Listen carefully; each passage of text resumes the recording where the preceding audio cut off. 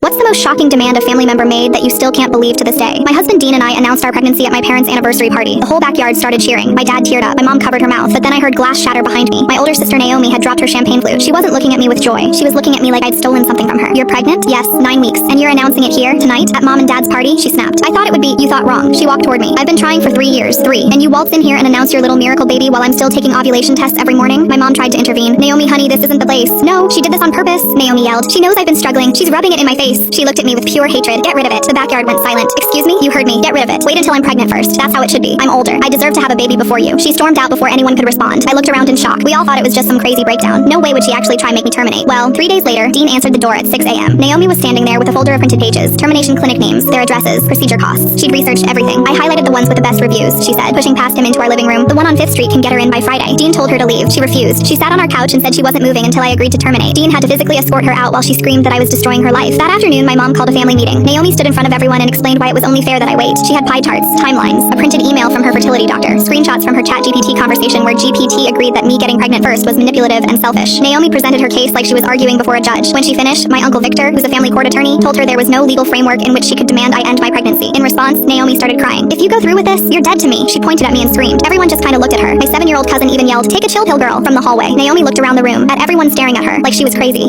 She started stammering. "I'll never speak to any of you again if you let her have this." She sat down on the couch sobbing, literally cradling herself. We all collectively pointed toward the door. She finally looked up. Mascara streamed on her face. "This isn't over," she stormed out. Slammed the door so hard the framed picture of my pregnancy test shattered on the floor. We didn't hear from her for 6 blissful months. But then my baby shower happened. 30 people in my mom's living room. Gifts piled on the table. I was 8 months along. The doorbell rang. My mom answered. Naomi walked right past her. She came in wearing a tight dress that showed off her own pregnant belly. She had a sash across her chest that said, "Mommy to be." The room went dead quiet. "Surprise," she said, spinning around. "I'm due in 10 weeks." She smiled at me, but it wasn't a real smile. She walked over and hugged me. While her arms were around me, she whispered in my ear, "I don't care what I have to do. Mine is going to be born first. I mean it." Then she grabbed a cupcake and left. Everyone was more confused than anything. I spent the next few weeks worried about Naomi showing up and hurting my baby. Dean triple-checked every lock before bed. I even called the police to see if anything could be done. And then, 5 weeks later, I got a call from my mom at 2 a.m. She was hysterical, sobbing so hard she was out of breath. "It's Naomi. Please," she gasped. "Come over right now." Dean drove me to my mom's house. I rushed in, expecting to see Naomi, but she wasn't there, and neither was my dad. Where was my dad? I found my mom crying, sitting against the bedroom wall. What happened? I took her hand. She cried into my shoulder for a few minutes before looking up and explaining everything. Naomi had been rushed to the hospital. Turns out she'd been taking black market labor-inducing drugs, but they weren't working fast enough, so she found someone. A woman she met in a Facebook group who claimed she was a midwife back in Guatemala. Naomi paid her $500 to perform an emergency C-section in her apartment. She was only 30 weeks. The woman used a box cutter. They sterilized it with vodka. There was no anesthesia. Naomi passed out from the pain halfway through. The woman panicked and called 911. When paramedics arrived, there was blood pooling in the hallway. The neighbors said they saw it seeping under her door from the outside. The baby came out gray, went straight into the NICU. Naomi went into surgery, but they couldn't stop the internal bleeding. She flatlined twice. They saved her, but she slipped into a coma. Doctors don't know if she'll wake up. The baby survived. He's in an incubator. And now everyone is battling over what happens to baby Pingus. Oh, and turns out my dad was just in the bathroom taking a crap.